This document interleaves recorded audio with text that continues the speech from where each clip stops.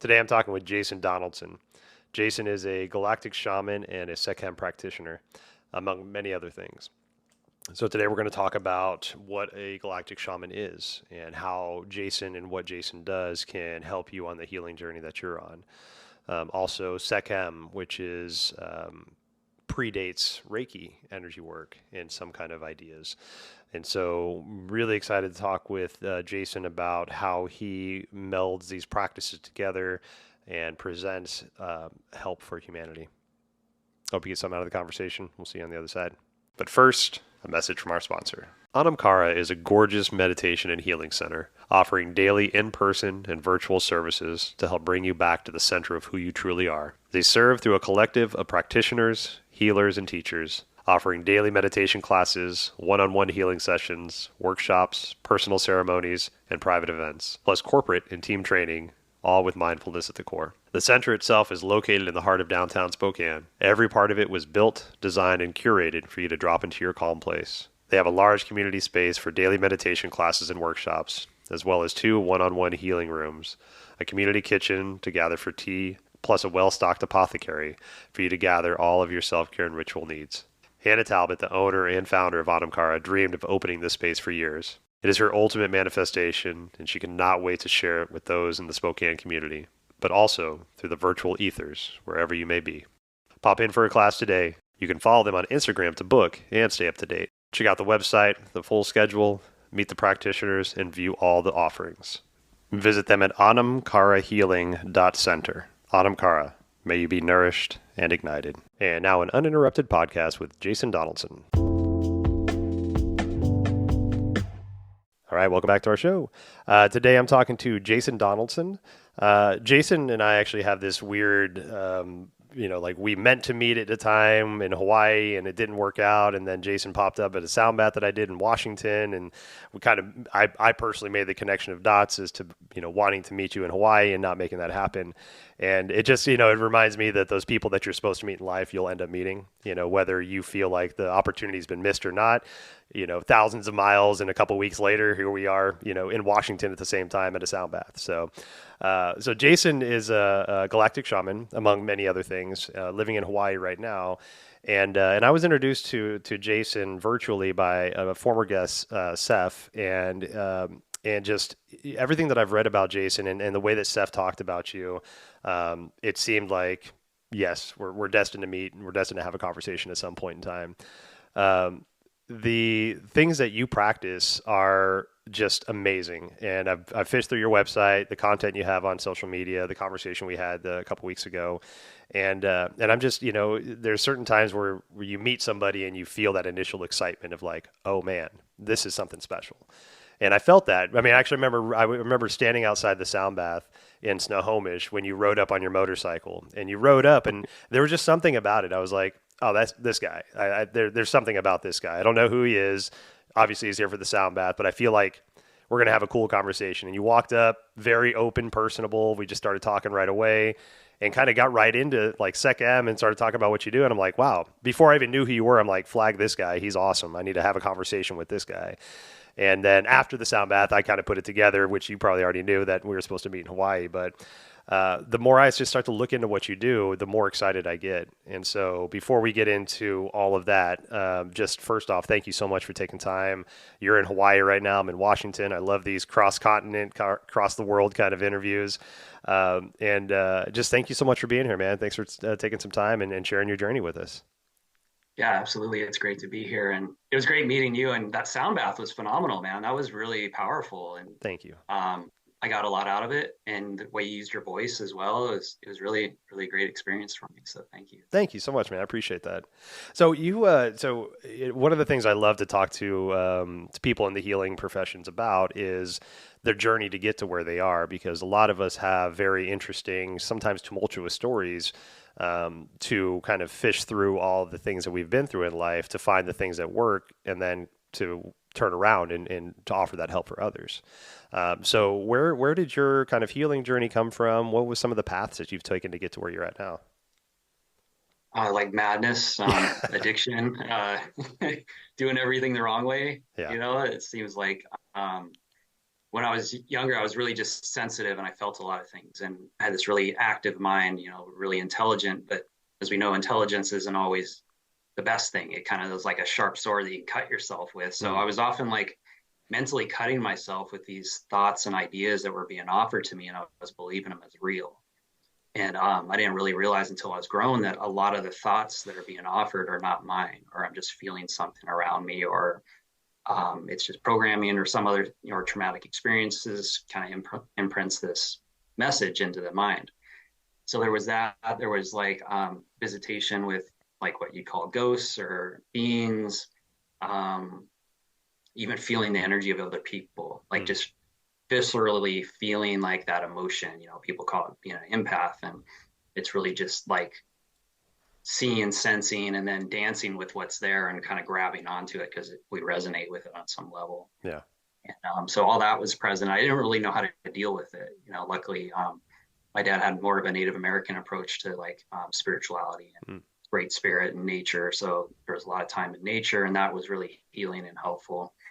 And but there was also this idea of witnessing society and seeing what works and hearing the leader speak and be like, I don't like that guy. I Mm. don't like what he's saying. I don't, something doesn't feel right, but everyone loves him.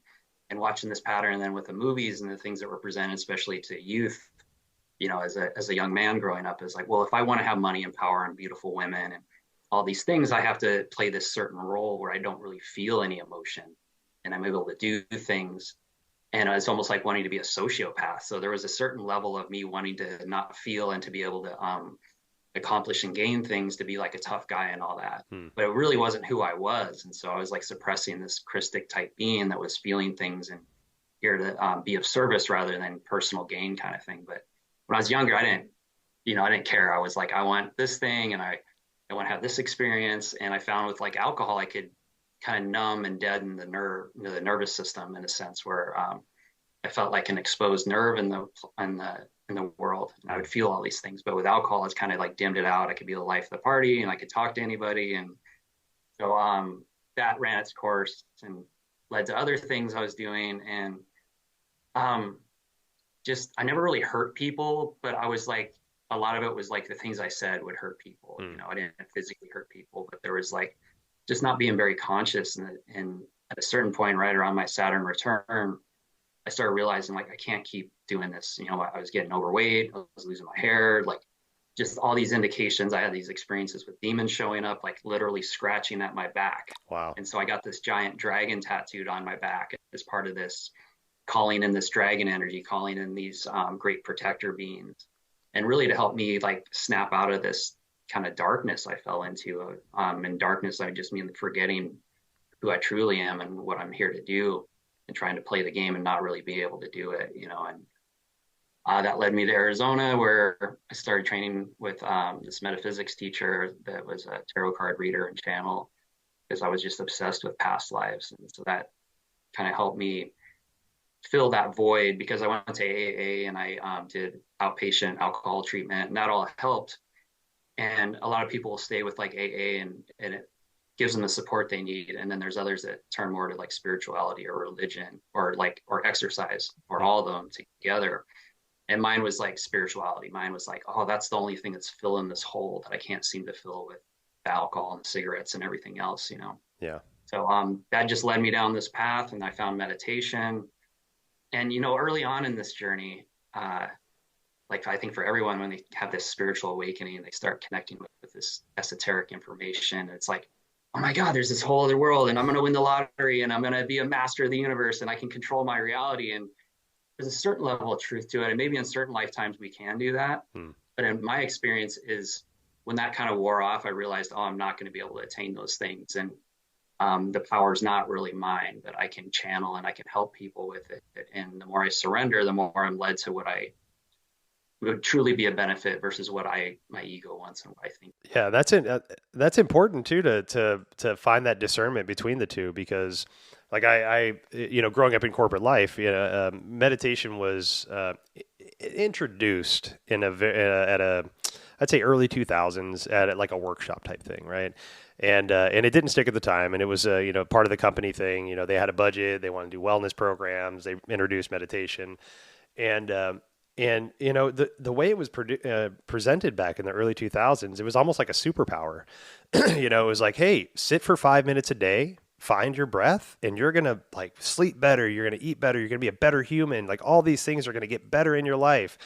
And, you know, so presenting that package to a bunch of people in a corporate setting, but then not following up with like elongated training, I think actually kind of did a bit of damage because it presented like a false sense of accomplishment or a false sense of achievement.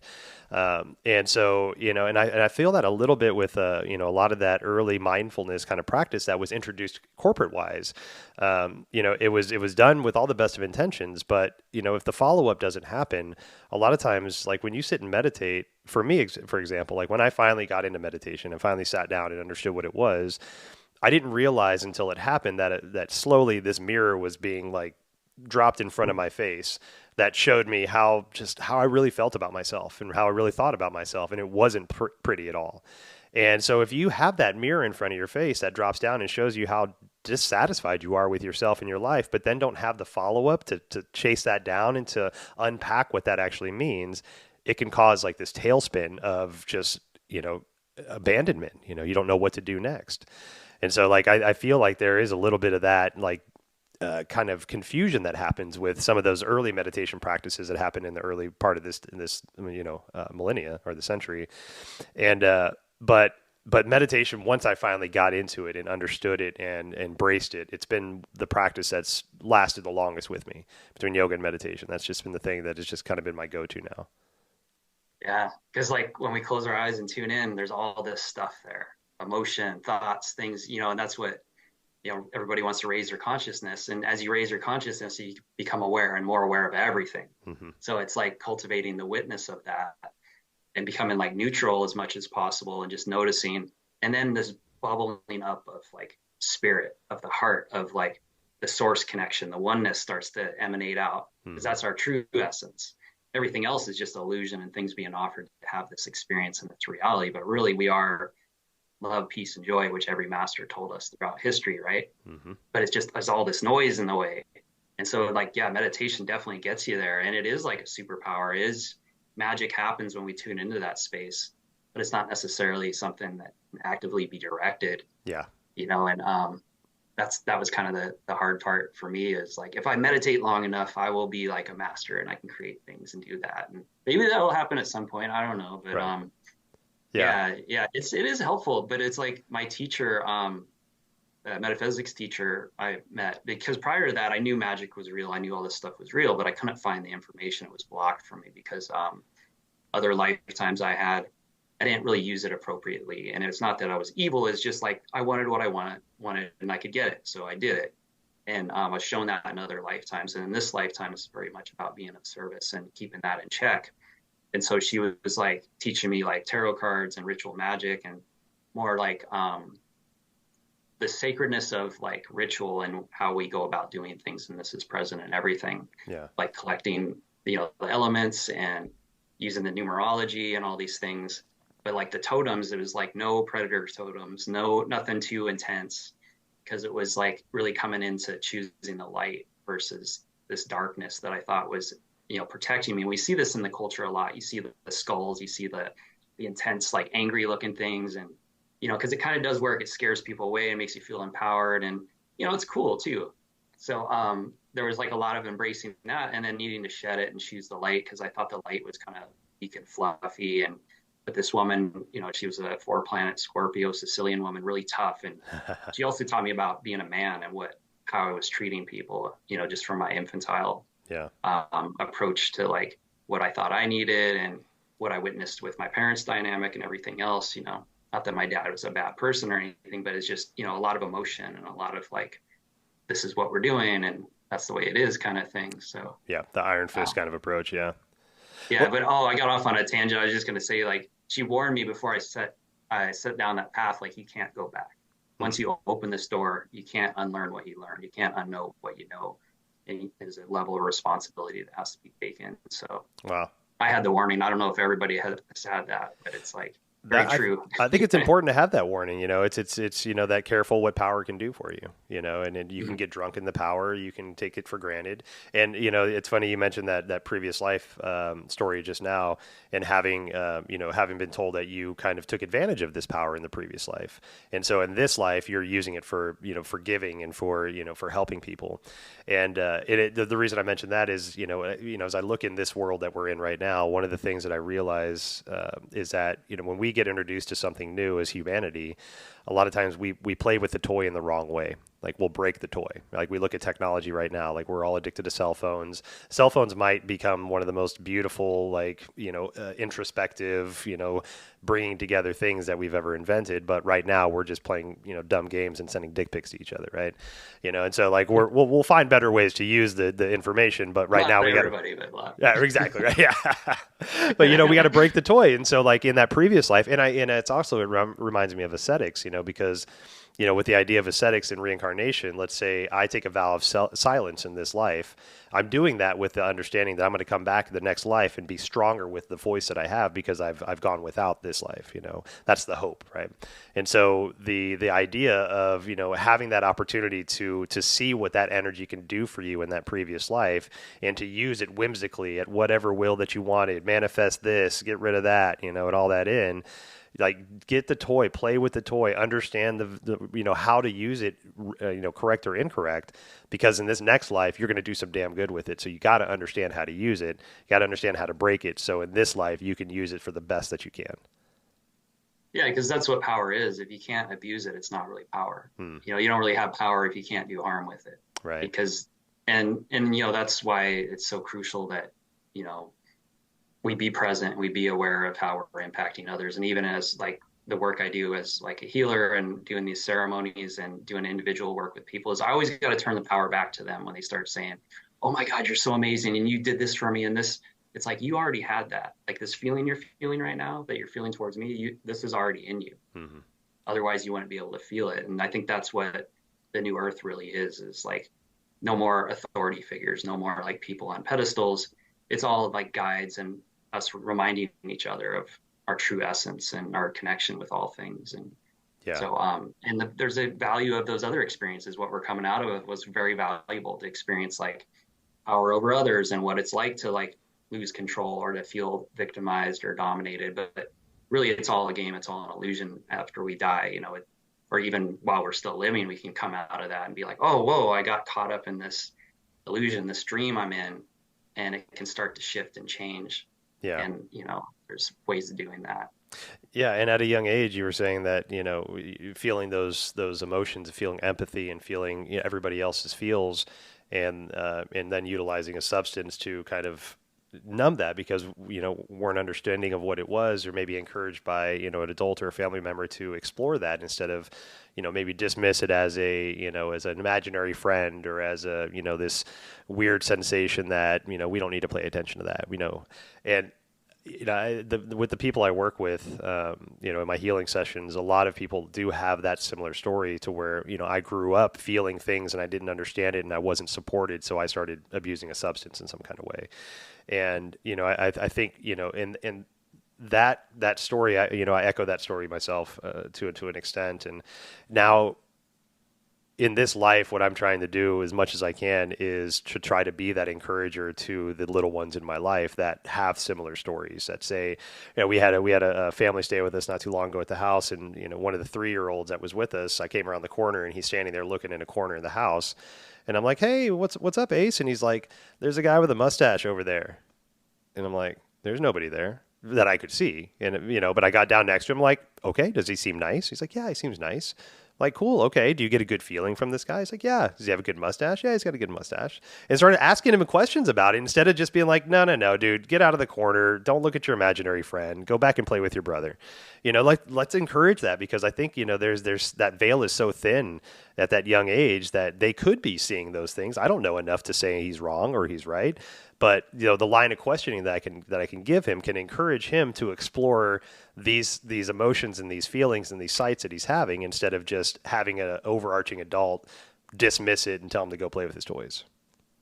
Yeah, that's beautiful, man. How powerful that is for all of us to have a little being that is connected to that world and see those things and have someone support that, or just hold space for it, really. And that's what I see as like, being a safe harbor for children where, they can come and just be in the presence of an adult, and there's not this like diminishing of what they're experiencing. I mean, we still guide and set boundaries Mm-hmm. because we have to. And if we don't, the kids are always going to push against that to find the boundary. But to just like support them in their unique expression is really powerful.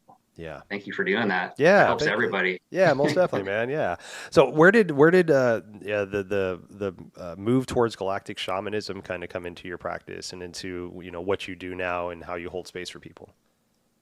Yeah, so I went on this journey, like I said, with metaphysics and tarot cards and all these things. And I was aware of ETs and ships, and I believe that was real, Mm-hmm. but I never really had much interest in it. And then all of a sudden I started coming into awareness of like extraterrestrials are like basically energies that aren't of this planet. Basically that could be ghosts, that could be extra dimensional beings, that could be even aliens that incarnate here, which is like what I feel like I've had lifetimes on other planets. And that's what people call like being a starseed or indigo, is where actually aliens that incarnated here, but we could have like thousands of lifetimes on Earth too. But that started coming in my awareness, and I started coming into the awareness of like what's called the negative alien agenda. So like just like humans, there's certain beings that would prefer to have things their way, and they want what they want, and because they're bigger or stronger, they'll just take it. And so I started focusing on that, and I had some experiences that led me down this path where I was seeing things that kind of I didn't understand.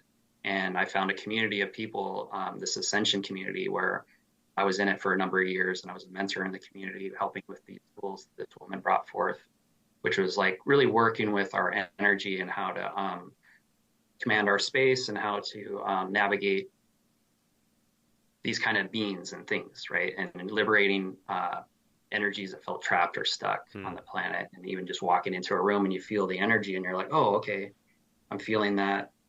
Now what can I offer in response to that? What is desired in here? Or even just cleaning the space, like walking in and energetically cleaning it. And so that's what I do at a lot of the ceremonies. I'm sure you're doing it too, is like people shed things. And if we don't like help clear it, it kind of can lay there and it can drop into someone else. And they can only take it on if they start thinking about it and believe in what's being offered from that energy. Right. But that led me down this path of more and more energy work. And I met a man that is a galactic shaman. And he's not as open about it. He's actually kind of had to hide, and he's had more of what he felt like attacks and things of that nature. And he was ex-military and all that. But when I went and got a session with him, he saw me walk in, and he saw me as a fighter pilot. And he told me that, and I was like, that's what I always wanted to be. Huh. And so he did this like timeline clearing where I was a fighter pilot, and which felt really great because I always felt like I messed up and should have been that, but I wouldn't obviously be the weirdo I am now if I'd gone down that road. But and he told me like, he's like, you can do what I'm doing, like, because he was doing these implant removals, like removing energy from my body. Like he saw weapons from other lifetimes and things of that nature. And I went there to get like these crucifixion seals removed. And he didn't do anything with that. And I don't even know if that's a real thing, but it's talked about. But he just tuned into what was really going on, and that's what he worked with. But he said, you can do this too. And he was saying how out in the world, I was like, that's weird. I don't think I'd ever do this. And he's like, well, I'll be at a gas station, he was saying, and somebody will have like a sword or something in their head. Oh. And he's saying how he'd walk over to him and say, hey, there's this sword in your head, and can I remove it for you? And I'm just thinking, oh my God, what a lunatic, And he said the person would be like, yeah, please. And he'd pull it out. He'd just, gently grab it kind of like this and pull it out. And the person would be like, oh my God, thank you so much. That's been bothering me for years.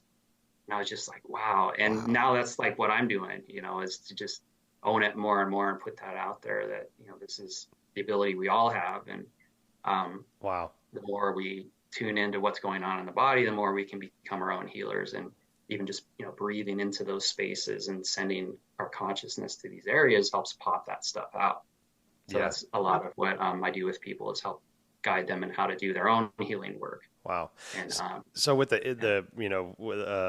the sword example, so with implant removal, I should say, is that like the weapon that might have ended our previous life, one of our previous lives? Is that kind of what that is manifesting as. So like the sword in the person's head, in one previous life, maybe that person was murdered with a sword through the head, and that trauma was still there. And so this person you're talking about can see what those weapons are that maybe took us out of the previous lives and remove that trauma. Yeah, so that's where I try, because Wow. I got caught up in the stories a lot Okay. in the past, and it's all an illusion. It's all like, energy. So I try not to get too caught up in the why of it, but it could be, yeah, a past life. And sometimes when I remove it, I'll see a past life of Okay. that person happen, and I'd share that. Or sometimes it's a representation of somebody that has a very powerful mind, and they're cutting themselves with a continuous thought. Hmm. So it's almost like pulling that thought out, and you can't really fully remove it, but you're clearing the space. And then as you do integration with that person, they're able to let go of that, Hmm. core negative belief. Like there's these core negative beliefs that a lot of people have. When I was doing men's work, I would come through like not good enough, unlovable. There's a number of other ones. And so it could even represent that.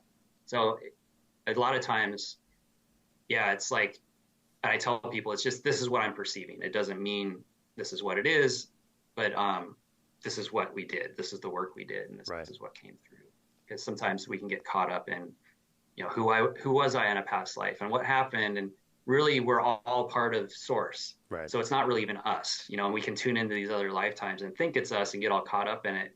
And there's like 5 other people saying, well, that was me, and that I was that being in the life, Yeah. that was Cleopatra. And it's like, why, how's that possible? And we get upset and we start to argue, but we can all tune into that because we all are that. Yeah. Yeah. And I love that you keep echoing the idea that we're our own healers. And that's one of my favorite things to tell people. And I'm not doing anything to you that you can't do. If anything, I'm giving you maybe some tool or some practice that you can integrate into yourself. But I'm not the magic sauce that makes that work, right? That's all you. I'll hold the space. I'll share the information. I'll make sure that you're safe. But this is all your work to do. I can't move your boulders for you. I can't do all that stuff, but I'll create the safest place and make you feel comfortable while you do it, because I think that we need to empower people to know that you don't have to go to somebody. You can do this yourself. Like, yes, get help if you need help, find the path of whatever path that you're on, but know that you are a strong individual and you have that ability to do this, right? You can do this all within yourself. And I think that's such an important message, especially for our little ones, start at a young age, teaching them how to use their breath, how to understand meditation, how to use light to up and down regulate our systems, all these different things that we can do that we're having to search for as we get to be adults to understand. Like, let's start layering that stuff into some kind of curriculum at a young age so these kids can be better set up to understand what these things are instead of, going through addiction issues and going through sexual abuse issues, trying to figure out, what path in life to figure out. A lot of them do know, and then we're like programming them otherwise. Like Yeah. a lot of people aren't listening to kids when they talk, but you did.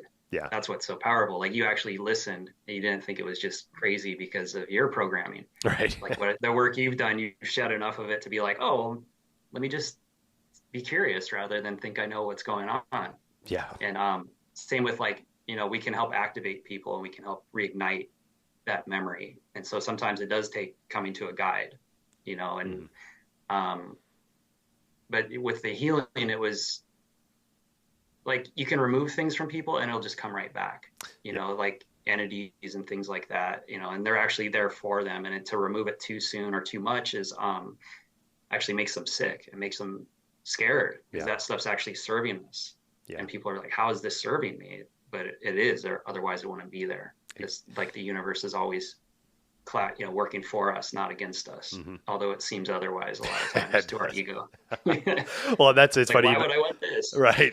Well, it's funny you mentioned the ego because I was just about to bring that up because, like when early on in my healing journey, I kept hearing the phrase, kill the ego, kill the ego, kill the ego. And I think that was very popular in the 90s, early 2000s as an idea that you don't need the ego. It needs to get out of there. Right. And that was something that I kind of fell into for a little while. I was very ego driven, very, like numbers, results, blah, blah, blah. And I remember having a medicine journey, and my intention in this medicine journey was to remove my ego. I was going to break out my spiritual crowbar. I was sitting with psilocybin in big dose, and I was like, my plan was when I was in the thick of it, I was going to get my ego out of there. We're done. We're severing ties. You get the hell away from me. And I got to that point, and my ego's like, no, No, not at all, right? Maybe you don't want me to drive the bus anymore, but there's three things that we're born in this life with: karma, ego, and illusion, right? We need all those things, and that's part of our humanity. So not letting your ego drive, but still understanding that your ego plays a part in this, right? You still need that information from the ego. It just can't be the one that's screaming all the time anymore, right? We can integrate that information and integrate that part of us into something that's useful instead of the thing that's shaking its fist and screaming screaming to get its way, right? There's that there everything has a part. We just need to figure out what level of each part needs to be played. Well, that's the thing is, and this is something that, somebody had shared with me recently and it really resonated, is like the ego, well, obviously the ego is not even real. Right. But the ego is like a neutral anchor in this reality. It's like what gives us the ability to feel separate from source, to come into this heavy, dense, like earth plane of existence and feel like we're separate, to feel things other than love, peace, and joy, So the trick is like with the ego, it's just been programmed to be the way it is. And so the more we can come into neutrality and the more we can, connect to that love, to connect with the spirit, the more the ego gets reprogrammed. And this is, you even get into like the subconscious mind with this, which is connected to the superconscious, our higher self. Mm-hmm. And it's like basically shedding these old beliefs and ideas so that the ego isn't in charge and it's more of a neutral anchor. And but it's very necessary. You can't kill it, right? I was of the same opinion. I could just get rid of this thing. Right. But that's very egotistic in itself, right? It's like the ego trying to destroy the ego. It's never going to happen. Right. Right. It's like we got to find that balance so we can utilize all this as our council of elders instead of just one person saying all the things and directing all the traffic. It's like, no, we have these. I like to think of my spiritual family, right? Spirit guides, power animals, angels, ancestors, all that fun stuff, as this council that kind of surrounds me and gives me the best advice that they think they can. And for so long, they didn't really have a say. The ego was just the one that's like, got it. No, I'm the CEO. You guys just answer letters and emails and mail and shit like that. I'm going to direct traffic for a while.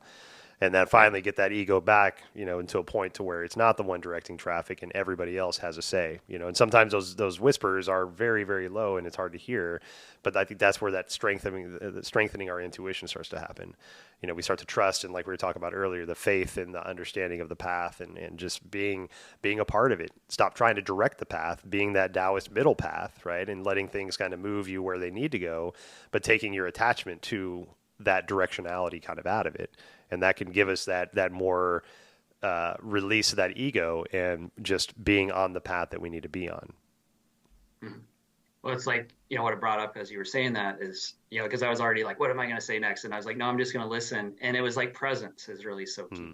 Because if we're present, we know what to do in the moment. If we're present, we can actually see beyond what we think is happening.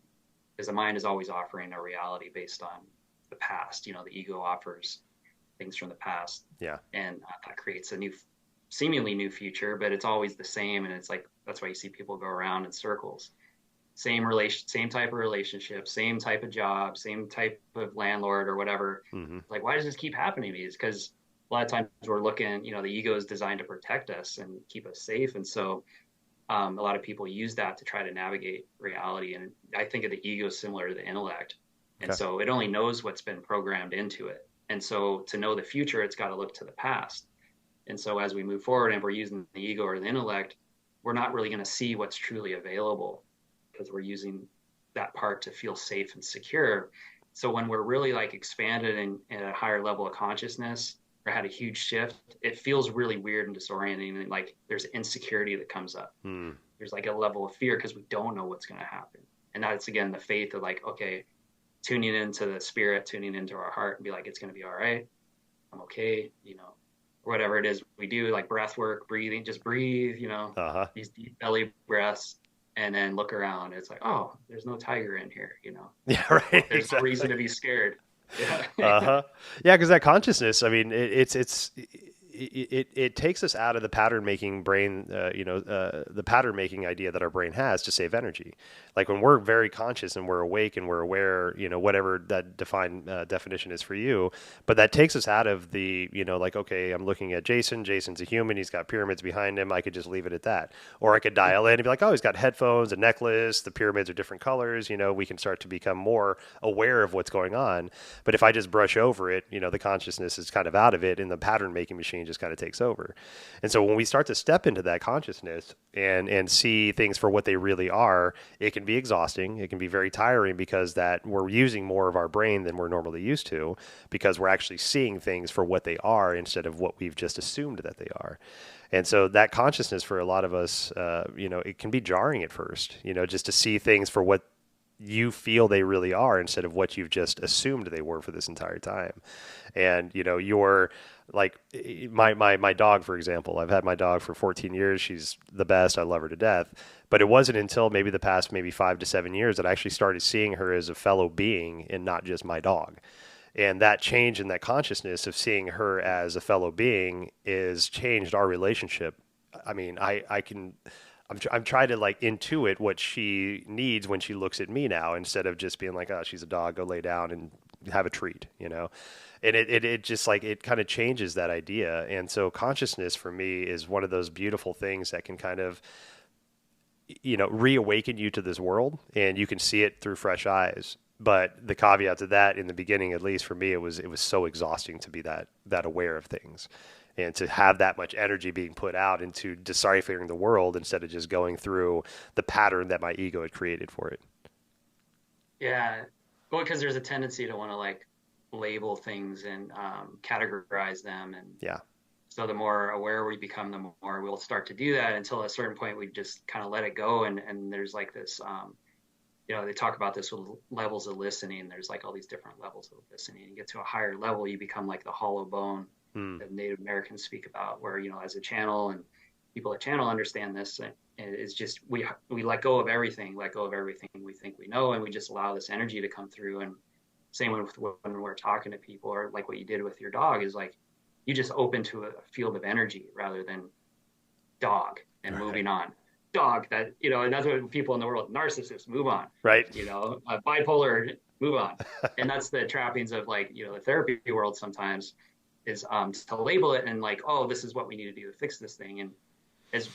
And no matter how high a level of consciousness a person has, they can get caught up in that kind of illusion sometimes, where, oh, this is my, borderline patient coming in, I got to get ready. But that person could have had a huge shift like 5 minutes before they walk through the door. They could have this enlightenment experience and shed that whole personality disorder, and they walk in and they're a totally different person. But because we're seeing them as, borderline, and we got our guards up, we're like, I got to be careful with this because the research shows this. And, in the past I worked with this client, it's just all this stuff comes in and it clouds like what's happening in the moment. And that's the beauty of the now and presence, is everything can be different. Yeah. Yeah. Everything can change in the moment. Definitely. Well, I think that leads great to Sekhem, man. And, that's, we spoke about this before we hit record, but, Sekhem is something that was the idea was introduced to me a number of years ago, but it was after I had kind of already embarked on the Reiki energy kind of journey with myself. And it's beautiful. Like the more right? The more you start to put yourself out there and learn about things and learn about life, you start to get these other things that start to come in that kind of, accompany the information that you had. And then sometimes it's totally demolishes the information that you had. And you're like, oh shit. Okay, not Reiki, maybe Sekhem, where did where lineage maybe not start from, but what's the origin, and I love knowing, like, feeling the path of things from, maybe an origin point that we know of to where we see it now. And so Sekhem is a beautiful, beautiful modality. And would you mind speaking to, what that means to you, how you kind of got into this practice? Yeah, because I never really trained in Reiki, but like I said, I worked with a Galactic Shaman, and he said, oh, you can do this stuff too. And in meditation, I found myself removing energy from my body, and I was calling in energy. I was becoming like a channel, and doing grid work. And so like bringing in different flavors of energy, or, we have these different awarenesses of things. And with energy work, it's it's just a thing. It's just energy. And then we put these labels on it. Right. And there's a modality created around it, like earthing. Like you've heard of earthing and grounding, right? It's this big thing, but it's just something humans would naturally do. But now, because we haven't been doing it, or we're not really taught it from our elders as much as in the past, it's like, this is really important and you should be doing this as a human, which is true because, and so there's a label put on it and like, oh, that's earthing and so invented it. So similar with Sekhem and like Reiki is, it's just, as humans, we naturally come to these awarenesses of things. You see this in every culture. Like every culture has a form of energy work or ceremony or ways of initiating the youth, marriage type ceremonies, like union ceremonies. All these things exist. And so with the Sekhem, it really goes back to like ancient Egypt, even before to like Atlantis, and this understanding that we can work with energy, that we are energy. And that's probably how the pyramids were made, with sound, frequency, and vibration. And that's why it's so precise. And it's so, stuff's so heavy. And so with that, I just wanted to say that for whatever reason. And there are specifics that are different between Reiki and Sekhem, but I'm not an expert in either, really. I do Sekhem, but I came to it through my guides. And I guess I'll start there with that story. Was like I said, I've always had this awareness of like beings and energy and things around me. And I used to think I was just crazy, but I get confirmation and, things come through. And I don't want to get into all the examples, but those of us, we've had it happen enough times. You just like, I just know, I can't prove it, but I know. It's that gnosis, right? Yeah, right.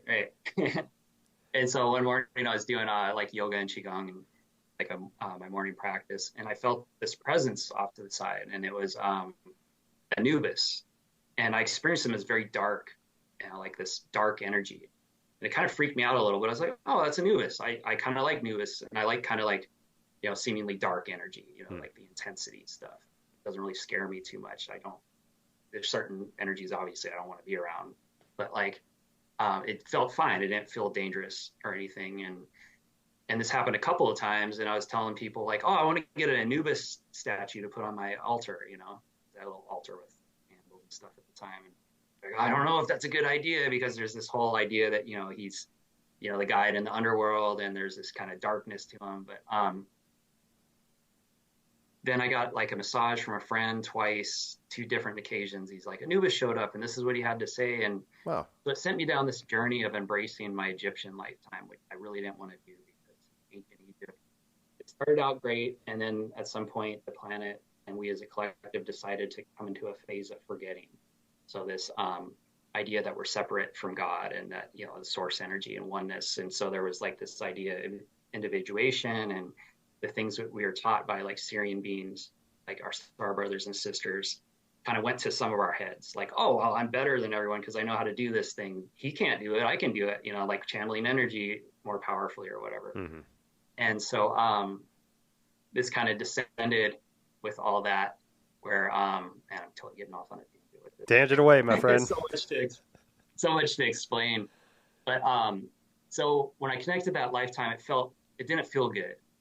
And what I realized later, I did a quantum hypnosis session where I was shown a lifetime where I was in Egypt as a priest, and I was working with energy, and I was working to help people not forget. So we all knew what was happening. It's kind of like now we're coming out of that, and we're all like ascending, and we're coming into the remembering, and stuff comes up with that. Yeah. So the same as it was going away, there was things coming up, and this ego started coming online more and more, and these thoughts that were like, like, why is this happening? What's wrong? And so I was able to help people with that until a certain point where it kind of overtook me too. And what I was shown in the vision, I was like standing by like one of these pyramids behind me, and I'm just like, had my hands in the air. I was just like, like shooting energy out into the sky, because I liked that feeling of power. It just felt really awesome. Like, oh, this is so cool. I'm so amazing. And I felt like a god, Yeah. But what I was really doing is I was depleting the earth energy, and I was just shooting it out just for like this ego gratification. And so like in this lifetime, it's about helping heal the earth and heal the people. It's coming back into the remembering. And so as I connected with this lifetime and with these Egyptian beings, they're called gods, but they're more like our star brothers and sisters, and they're not to be worshipped. They're, it's like annoying to be worshipped, right? If you're more advanced being. He's like, oh, come on, get up. It's fine. Right. Just talk to me, like celebrities sometime, or like, okay, don't freak out. Just say hi. Yep. Yep. I'm just a being like you, right? Yeah. So that led me to this woman that was teaching Sekhem uh, energy work. And I was like, well, I'm doing energy work already. And yeah, this resonates. And she helped me. I had a couple sessions with her. She helped me work with these two beings in particular that were often used in black magic. And because they're like, it's not even so much beings, it's like a cosmic energy that we can work with, like any of us.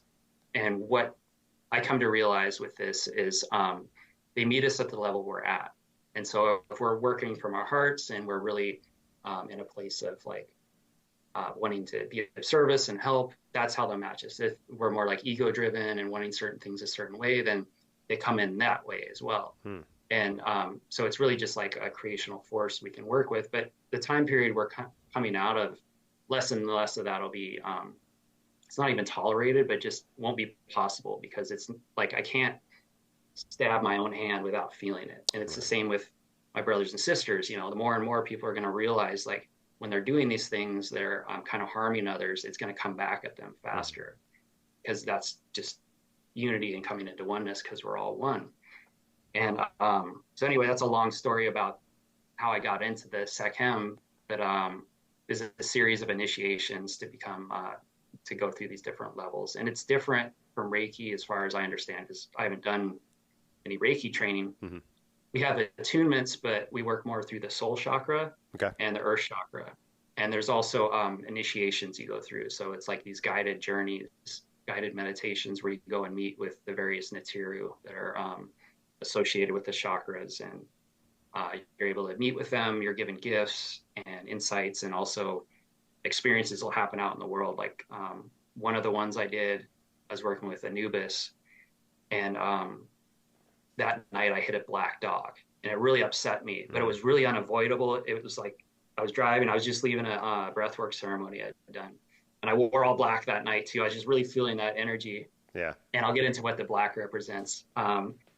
But there's this guy walking down the road, and so I was watching him, and then right as I was driving by him, I saw this dog dart out, like walk right out in front of me. Oh, man. I hit it, and luckily I live in Hawaii, and there's a lot of very present people, very conscious, and luckily there was a Kanaka here, a Hawaiian man that was nearby, and he heard the dog being upset, and all that, and he came out, and I just was standing there, and I was trying to like hold space for what's happening. He came over and was holding the dog and helping it transition. And it was somebody's dog that lived up the street.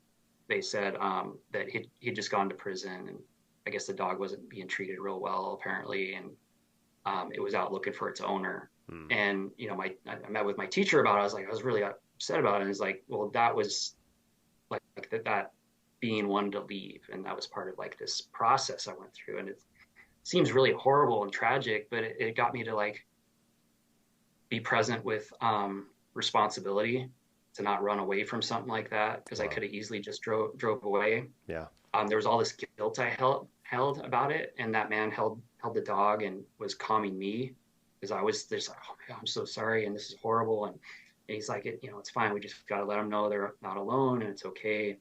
So I'm not sure why I'm sharing that example, and maybe people judge this as evil modality or something, but it was like a process that came up through that. And and because death isn't really anything evil or dark or scary, and that's, I think, maybe why I'm sharing this, is it's in the Egyptians, they were viewed from like a Greek lens, that the underworld wasn't really the underworld, it was the inner world. And so like Anubis is the enlightened heart shaman that shows the way through like the inner world, the internal, and the energy is dark because he creates his own void space. So like a shaman is someone that can hold neutrality in various environments, and they create their own void, where I see we're all in a void space, which is like a creational field, and then it's filled.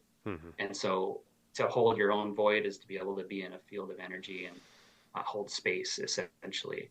Yeah. And so that's a lot. That It's interesting that you brought up the the idea that the dog, the being, wanted to leave this realm, and was looking for that kind of that path. And I try to read the Mahabharata and the Ramayana like once every couple of years. These old, like 800,000 plus year old, theoretically 800,000 year old, poems that were written in ancient Sanskrit and stuff like that. But the reason I bring it up is that in those books they talk a lot about dying with honor, right? And so let's say in these books they're I think they're in the second yuga, right? So in the Hindu lore there's 4 yugas, and each yuga lasts about 27,000 years, and each yuga, as we progress down, we get more quote unquote ignorant. And so these theoretically would have been written in about the second yuga of life or something like that. So there's the idea that there are gods. We know that there's gods, but they're not roaming the planet. There's people that are pious and holy and things like that, and they answer to the gods, but the gods aren't roaming the planets like they used to, right? So that second yuga, we still understand they're there, but we're a little more in the human realm. And so let's say somebody loses their honor, right? So I've dishonored my family, I've dishonored whatever it is. There was a way to die with honor. You could go into one of the holy wars or one of the battles that were happening, and you could fight for your country, fight for what you thought was right, but knowing that you're probably going to die, right, because of what, the violence that you're going to be a part of. But with that, you're transitioning, and you're going to like that idea of reincarnation again, you're giving yourself to this battle, right, to the thing that you believe in a very righteous way, because you're probably going to die, and in that next life you'll come back with a little bit more of that valor, a little bit more of that understanding. But we've kind of gotten away from that in these worlds, and I'm not saying that we should create an atmosphere to where you can die with honor, die with dignity, or whatever it is, right? But that used to be such an option for people that felt like they've maybe lost touch or didn't do right in this world.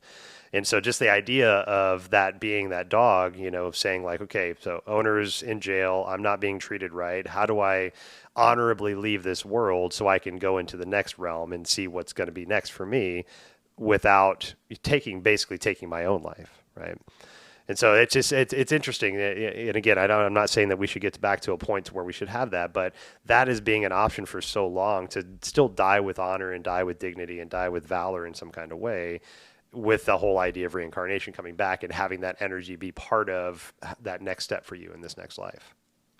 Well, that's kind of like what we were speaking of earlier, is that like the ego death, or a form of dying that we go through, and to be reborn and experience something different.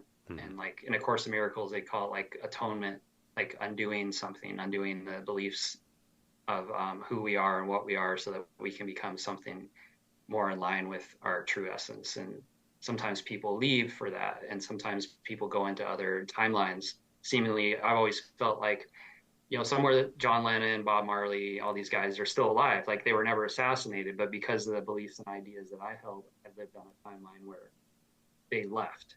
Seemingly they died in my timeline, but they actually they're still living in somewhere else. Right. Like that's the total weird quantum aspect of what we're living in, our frequency and vibration is, it seems like someone died, but they're still existing. Right. And they're probably in just another realm. And we know this actually from, when someone dies, that they come to visit. Like there's tremendous amount of documentation on this fact, that especially the 3 days after someone passes, there's this visitation, either in a dream or standing at the foot of the bed, or seeing the person out, hearing their voice.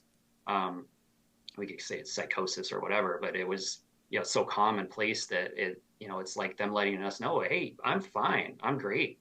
And like, it's not like we should intentionally take our lives, because we're here for a reason, and it's a tremendous opportunity, no matter how intense and horrible it feels, to like work through that stuff. So that, like you said, yes, we, in other lifetimes and other experiences, or what I experienced with, I had a lot of past life regressions and things in dreams. I experienced what it's like in between lives. And really the best way I can describe it to people is when we die, or for me anyway, it might be different for everyone, but when I died, what I experienced was like, during life, I was looking all around my house for my glasses. Like, where are my glasses? Where are my glasses? I can't find my glasses. And then I died and I was like, oh, there's my glasses. They're on my head. Ah, You know, it's like I never really realized how beautiful I was, or how intelligent, or how strong, or how blessed I was, or how many people truly loved me and supported me. I couldn't really see it until I died. And so now in this lifetime, I think this where we're all at on this planet is we're all getting to that level of mastery where we're starting to see these things, hmm. where it's coming forth before we die, and it's the opportunity to become like masters. And that's what Bashar says. You know, Bashar is like a extra dimensional being from the future Okay. that is channeled, and he has all this wealth of information that he shares. And one of them is like, if you're on this planet at this time right now, you're on the path of mastery. And also his definition for abundance, I just got to share, is the ability to do what you need to do when you need to do it. Ah, love that. I know, right? Hell yeah. Takes a lot of pressure off. Yeah, definitely. There, do you know the name Charles Eisenstein? Does that ring a bell to you? It's familiar. He's a author. He's kind of a prolific speaker in our time, and just pretty dialed in kind of guy. I really appreciate where he's at with life and the way he speaks to life. But he talks a lot about like the idea of remembering, you know, and you've spoken about this a little bit through our talk today, but it's, you know, the idea that, you know, not only are you remembering something, like say I forgot something, I remembered it, but it's the idea of the reestablishing of your member, you as a member, right? And so the way he kind of talks about it is that, you know, say you find something passionate in this life that you're in, right? Let's say Sekhem, right? So Sekhem came across your path and it was like, oh my gosh, I love this. This is, I can get with this. I understand this.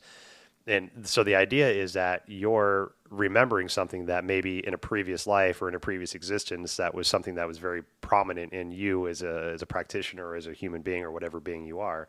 And now that you're rediscovering that in this life, that light lights up in you, because basically you've just found a puzzle piece. You just put that puzzle piece back in wherever that missing piece was. And so, like, you know, there's all these little Easter eggs around the world, around this life that we live, that can be those little puzzle pieces for us, and they can help us remember ourselves and reestablish that self as a member. And that's such a beautiful concept for me to think about. And now that, you know, I'm a little deeper into this path, it can be like the most random, seemingly random conversation that something kind of comes out of, that can be one of those little remembrances for me. It can be, you know, taking a walk outside and having the wind just kind of brush a scent across my nostrils, and I can't remember where I know it from, but I know it, and it makes me feel good inside. You know, so I think there's all these things that are around us that we can help to reestablish that human that we are in this realm. That can be kind of that culmination of the important things from our previous lives, you know, kind of all making their way into an opportunity for you to see it in this life. Whether you do or not is up to you, but finding those little nuggets and then putting those pieces back into you, and then finding that remembering of you as a person. Yeah. And that's, you know, ascension is like Hmm. integration. And a lot of ascension is the emotions coming up to be felt and to be reintegrated. Is a lot of those emotions are like children in a sense, and we don't really need to do anything for them, but hold space and breathe a lot of times. Like as the emotion comes in, you Hmm. just breathe with what's coming. And there's usually a message and information that comes from just breathing and being present. It's not really a thinking thing. In fact, the mind will come in to try to label it, to try to console it, to try to do anything but actually feel it. And Hmm. so when we actually feel it, we get our juice back, we get our power back, we get our connection to the oneness, and yeah, the parts come back, and then all of a sudden more things show up. Because what I've come to realize is, and this is fairly recent too, is that, you know, we're always feeling emotion. We're just distracting ourselves.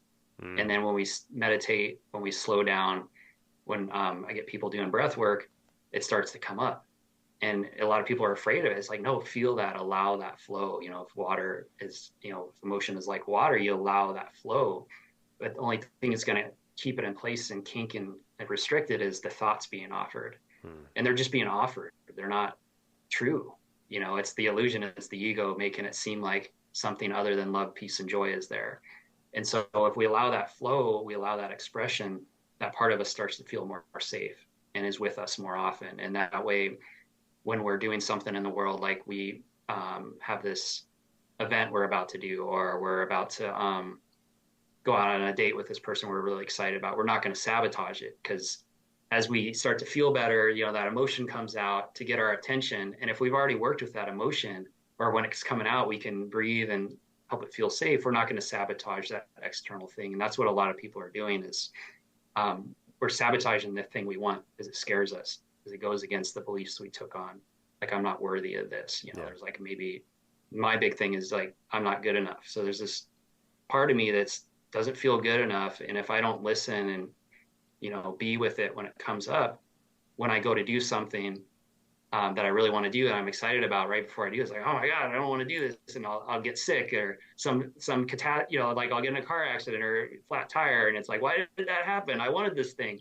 It's because I didn't really integrate that part. Yeah. Because it's all being manifested externally.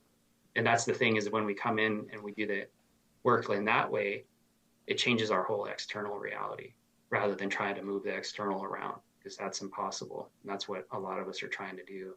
Yeah. And myself included, I still get caught up in it. Yeah. Yep. Totally, man. White knuckling joy, just trying to like make it happen, force it in there. And, I heard somebody talk the other day, and it was really kind of just one of those slap in the face moments, but it was saying like, you could have all of your six senses, or your five senses perfect, right? Your touch, your smell, your sight, your hearing, your taste, everything working perfect. But if you're depressed or you're anxious, all of that stuff that you're sensing goes through your consciousness, right? And that's how that processes it. So if you're in what would be considered a seemingly safe place, right? You're surrounded by safe people.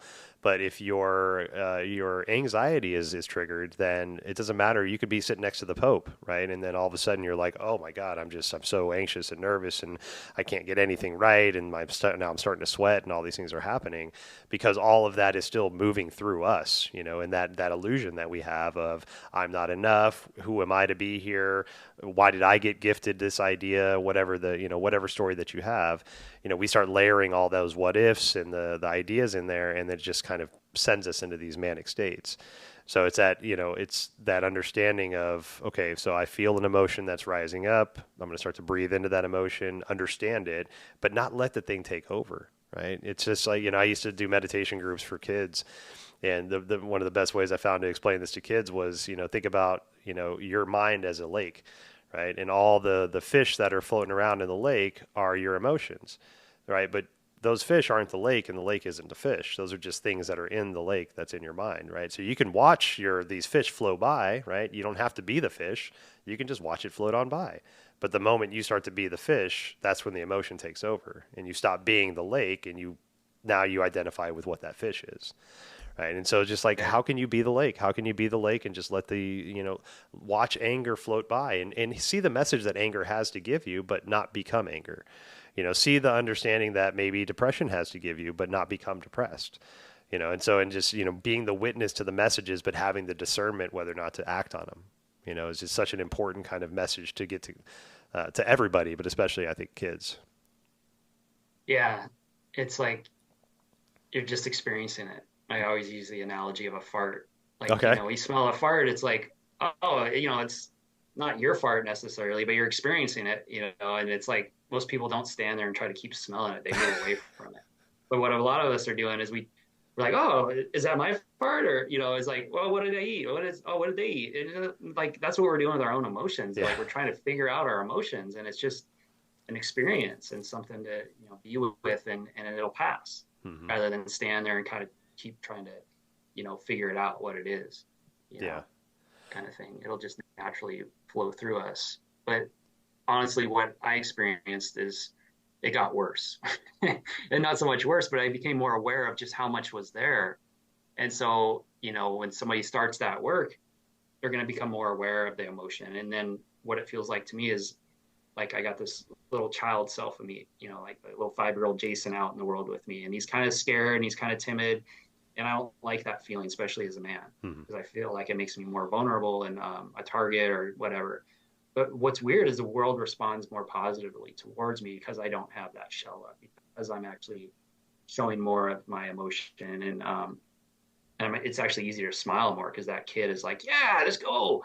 At first he's kind of like scared, but once he gets in the environment and realizes it's okay, there's no tiger, it's like, oh yeah, this childlike exuberance comes out. And I think that's really what Jesus was talking about, is to be a child in the world. And that's what I really want to see in the world is, our children to all be free, us inside and external representations. And I think a lot of that's, as we do the work with our own inner children, the external ones are going to be free.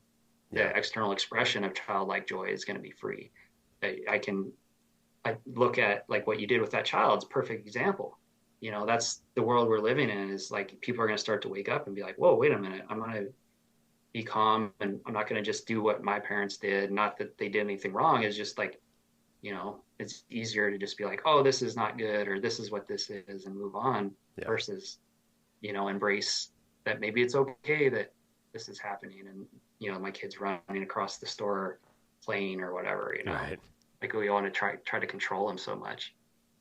I love the youth of today, and I can't speak to when I was a youth of that day, in the 80s and 90s, but I've got two daughters, 19 and 14, and then all these little kids in our life from different various ages, and what I just really appreciate is the non-acceptance of just the way things are. Right. And there are some kids out there that just, go with the flow and they'll do whatever that is, but I've got so many kids in my life that just are like, I don't get that. I don't understand why you work so much. I don't understand why you drink. I don't understand why you, whatever it is, why society is the way it is, why, I'm going to be in debt the rest of my life because of student loans, why I can't afford to buy a house, why I have to do all these things. And I applaud that so much because, like, to the point you were making earlier, like, shit just we've accepted so much as to this is just the way life is, and a lot of times we just accept that it is. We've learned the rules of the perceived game, and we just and we're playing the game. But there's this mass group of humans now that are coming into this world. They're like, no, this doesn't make sense. I don't agree with this. I don't want your 40-hour week job. I don't want to 401ks and insurance. I don't want that shit, right? I want something different. And I'm applauding that so much because that on a mass scale needs to happen. We've played this finite game for a very long time, right? And for somebody to win, somebody has to lose, and that's just the way the game's set up. So how do we play it? How do we adjust the parameters to play this infinite game so that everybody can have a piece of the pie?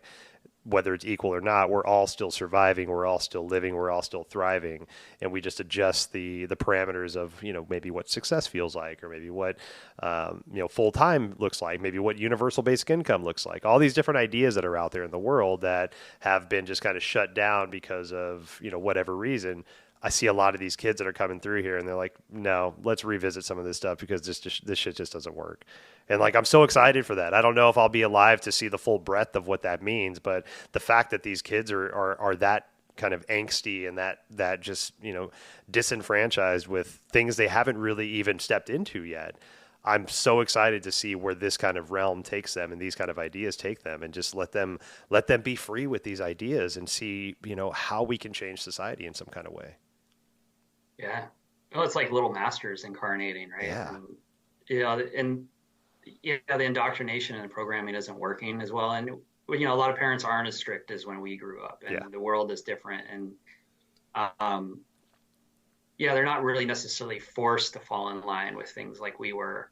And I think that's good because, like, I found myself doing that sometimes too, where it's like, well, this is how I was taught and this is the way it is. And you got to respect me and this and that. And it's like, well, there is a truth to that. I mean, there's got to be boundaries and rules because, they can be a little master, but they're 10, and they still need guidance, and, they still haven't experienced enough to like fully step into that. But, it's really like a great teaching for all of us to be like, well, wait a minute. Yeah, maybe I don't need to work this hard. Maybe it's okay for them to stay up later or whatever and learn by like not being able to get up in the morning, but getting up kind of thing. Yeah. So it's interesting. It's not an easy task to be a parent. I've seen that firsthand. I don't have kids. It's really weird. I don't have kids. I've never been married, but I got a degree in marriage and family therapy. Oh, there you go. I was a student and I listened when everyone's like, don't get married and don't have kids. But I also saw the beauty of it too, and the connection that comes from that. Yeah. And I'll probably never know that, but it's not easy, especially with single parents. And Um, and then, yeah, these kids are very like, headstrong, and they're like, I'm not going to do it that way, and I don't have to, and you can't make me. And it's like, Yeah. wow, that's kind of helping us all like snap out of it. And there's so many definitions of how we think people should act anyway. And it's like, do we really need to follow that? Yeah. Is that really true? Yeah, I think we should, and again with the breaking of the toys, I think the advent of internet and the expansiveness of cultures now being able to be understood in vast, corners of the world, I think it's kind of helping that to understand that there isn't just a way to do it. Like in the West, we've maybe thought that this was the way, like capitalism is the way, economics is the way, because that's all we knew for a long time because we couldn't really get outside of the borders unless you did travel. There wasn't internet, we could call people and shit like that. But now that we have like an understanding of like what happens in Tanzania, what happens in Australia, what happens in all these different places, we can start to look at the cultures and what's accepted and what's not. Like I love looking at places like Denmark, with the way they approach schools and the decriminalization of drugs and safe injection spots and all this stuff. And all these things seem so esoteric and weird and non-conventional, but in a way, they're all working for that country, and that's beautiful, right? And so, just having that opportunity to look in real time at these different corners of the world and seeing what's working can kind of start to dissolve what we've just like iron fisted as no, this is the way life is. No, it's not. There's so many different ways to approach it. Shit, even in America, you can be recognized as a different gender or be a different race and have a very different experience than, say, a white male, right? And you're living within the same boundaries of the same country, theoretically in the same laws.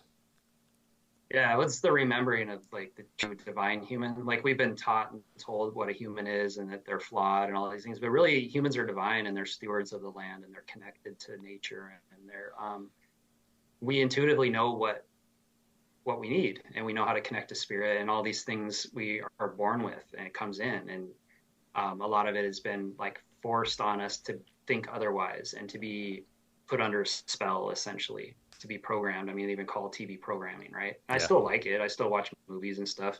I'm into it. But I also see how like every sitcom I watched as a child, it was like, this is what a man is and this is what a woman is. And then they never really get along. And, men are never going to understand women and just this whole like story. And then so you go to someone's house, it doesn't happen as much here in Hawaii, but it still does where the men are all in one area and the women are in another area, and there's some like yeah interaction, but Hmm. it's just funny to watch how it just falls into this pattern. And yeah, because I was working with in men's groups and they're like, women can't do this kind of work and blah blah, this is warrior energy. I'm like, well, I was in a mostly community full of women that were doing this work. So I Yeah. was just like, I know that's not true. And then and then there's this recognition of spirit and like maybe I don't want to identify with a specific gender. There's the biological aspect, and then there's like, well, wait a minute, I'm not really, just a white man either. I've had like many other lifetimes. I've Hmm. been many other things, and so it's really interesting. It's a confusing time for a lot of people that try to make meaning out of things, and then just this so many people arguing over just concepts and ideas, and rather than really get into like what's the person really saying, what do they really want. Hmm. A lot of it's just to be acknowledged and accepted as they are. And yeah, that's a big topic to get into because with sports and everything else, Yeah. there's certain things that again, boundaries and parameters around things. Same with Yeah. the kids, like yeah, they're wise and they know, but they still need a parent, they still need guidance. Yeah. And Yeah. ultimately you're the parent, Yeah. no matter how advanced they are as a soul or whatever, you still got to be the parent. Yep. And not everyone's like, there's no such thing as a perfect parent. Right. Oh God, That's no. it. God, no. And I think, it's funny because I think the kid needs the parent as much as the parent needs the kid, right? That Yeah. kid needs to have that guidance, but that parent needs to be shown the freedom too, and to maybe blow up some of the previous, understandings they had, but then to use that age and that discernment from having that age and that experientialness that comes with age to say, okay, cool. Well, I see the way you want to approach this. This is the way life is right now. So let's find a way to like, make this malleable. How do we work these together to where you can understand this life that you're wanting to understand, but also knowing what's going on out there that's already kind of been predetermined, right? So you can be as best set up as you can, and maybe blow apart some of the parental boxes that we have and provide some structure to the child, but also let that child like say, okay, that structure doesn't really make sense, and then like have the parent really kind of be the parent with that, so it's like that, it's that symbiotic relationship, as free as the kid is and as tethered as the parent is, each one are going to help each other kind of either find the freedom or find the understanding that they're working within. Yeah, and there would have been a lot more help in the old days too. And we had villages and like tighter communities where, aunties, uncles, the grandparents to be there to help guide. And because it can't always come just from the parents. No. That's why we were doing mentoring, because there's just times when they're not going to come talk to mom or dad about certain things. And they want to experience, information from their peers and everything else. So it really does take a village to, raise a child and, have them be able to thrive. But we also live in a time where, for me to call myself a galactic shaman, I didn't really want to embrace the word shaman because I'm not trained in any like traditional cultural practice. But I've seen an overview of so many of them, and I've connected with like my spirit guides and like these experiences in other lifetimes, and just an inner knowing and how I'm guided, like to be doing breath work ceremonies. That's nothing I wanted to do. That just came forth. And it's just this idea that in the West, if I was younger, and lived in India, somebody wouldn't recognize what I could do or who I was or what I was experiencing. They'd put me with someone to work with, and I would go down this path in a traditional way and be a Brahmin or something or whatever. And I don't know much about Vedic. I studied more of the Western stuff, but it would have been a different life, and I would do things as they did it, as the tradition is, and maybe I'd go off track a little, but it'd be like, oh, you don't do that, you do it this way. But in the West and how we all experience like this big mixing of everything and everyone and cultures, we're kind of free to like mix and match, and there's this idea of appropriation. But like in the West, that's all we had. Like we didn't really have much spirituality. We had like church and stuff, but it didn't really fill me in the way I know it helps a lot of people, but it never really did it for me. And so I had to go out looking for it, and I had to look within. Really, ultimately, is where a lot of it came from. And then teachers show up, and always it's like, I got to move on. Like they're seeing something that I'm seeing something they're not seeing, and I got to move on to the next person, kind of thing. So it's a really cool that, for those of us that grew up in the U.S., as much as we knock it, we're kind of free to be who we are, more and more. Right. We don't have to follow tradition. Yeah. There wasn't a lot of preset cultures and traditions, and I think that as maybe as whimsical as we were with the appropriation back in the, before we really understood what that meant, right? But I wrestle with that word and that concept a lot myself. The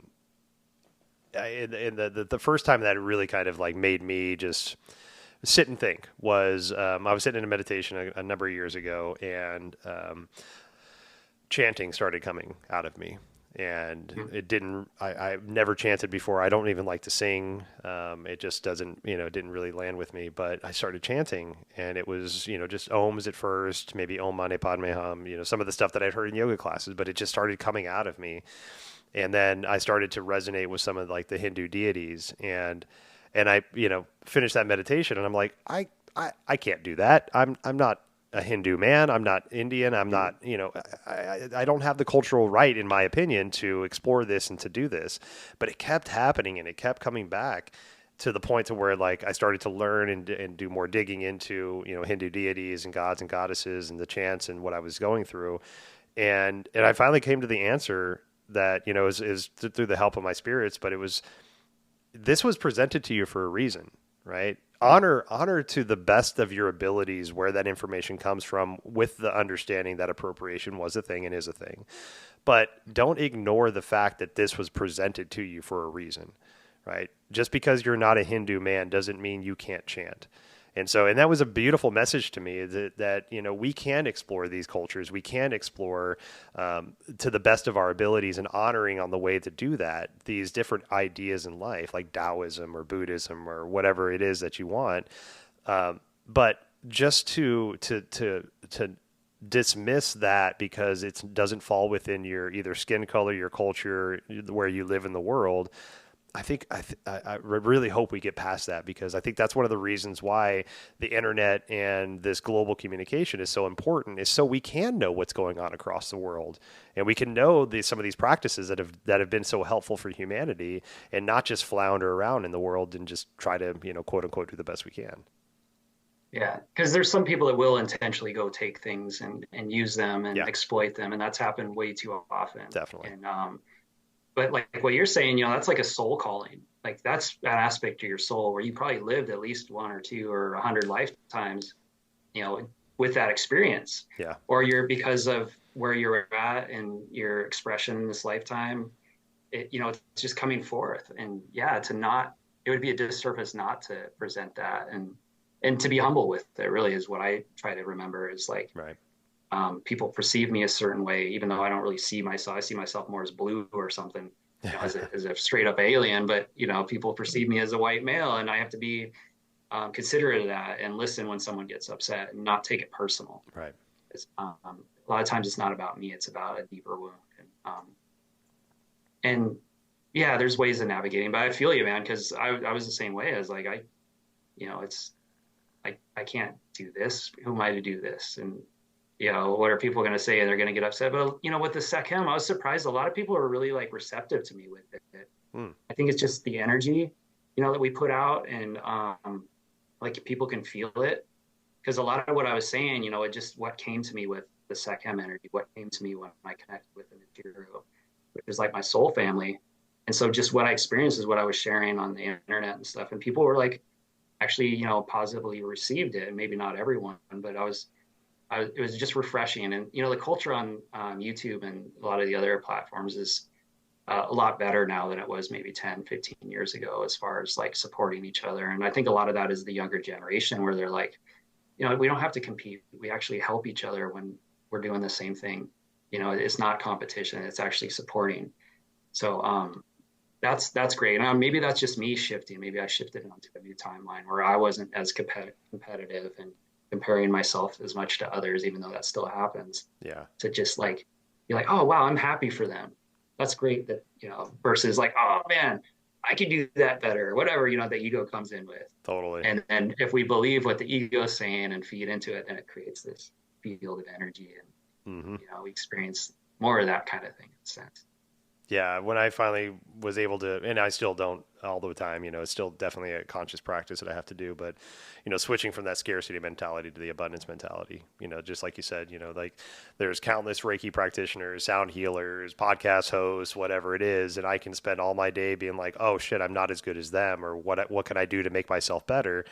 Or embrace the path that I'm on, embrace the weird core lessons of all this weird stuff that comes together to give me the actualization moment to make me Adam right now, and just embrace that and love the fact that that's a thing. It's an opportunity that I get to explore, instead of trying to compare myself to somebody like yourself or to Seph or to somebody else that, might have, in my perception, maybe accomplished a little bit more than me.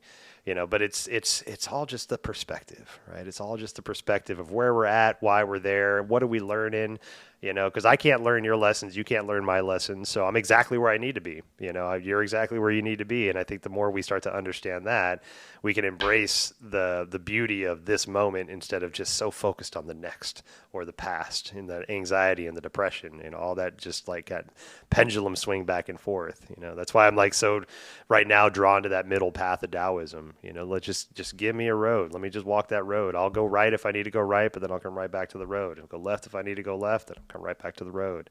Just the non-attachment. I'm just here to serve. I'm here to help. How can I help you? Whatever it needs to be. Yeah, that's perfect. Yeah, that's kind of like what I was talking about with that void energy, and neutrality is just creating this, receptiveness and ability to just be present and then move towards what's being asked or how to be of service, kind of thing, for sure. Yeah. And only you can do what you do. Like everyone else, I know a lot of sound healers, but I didn't experience what I experienced as you did it. You know what I mean? Like I know a lot of the good ones, and you did it different, and it was great, and nobody else could do it that way. You know what I mean? Because it was your own voice, and it was your own guidance and how to do what you were doing, and even just what you said before and after was like, that's perfect, Oh, and it only happens in the moment. Yeah, It just flows out in the moment. And we exactly. won't know how to do it next time necessarily. It'll flow out in the moment. Exactly. Yep. I just turn myself over, surrender, hollow bone conduit, just do with as you wish, and we'll figure it out at the end. Totally. Well, Jason, thank you so much, man. I've really enjoyed this conversation. Where can people find you if they want to learn more about you or book a session with you? Because you do online sessions with Sekhem and with Galactic Shamanism, correct? Yeah, I do tarot and energy signature readings as well, and offer coaching, mentoring over 3, 6, and 9 months. So you can find me at jasondonaldsonhealer.com. And if you search Jason Donaldson Healer, you can find me on various social media and stuff. Beautiful. Yeah, definitely got a good YouTube presence, got a good Instagram presence. Check him out. I'll leave ways to get in touch with Jason in the show notes. But Jason, thank you so much, brother. I appreciate all your time, what you're doing for this world, and I can't wait to talk to you again, man. Thank you. You as well, man. This has been great. Thank you so much. Thank you, brother. Have a good day. All right, you too. Aloha. Thank you so much for spending time with Jason and I. Please check out the show notes for ways to get in touch with Jason, book a session, learn more about him. Also, there are ways to support the show. Obeisance and love. We'll see y'all next time.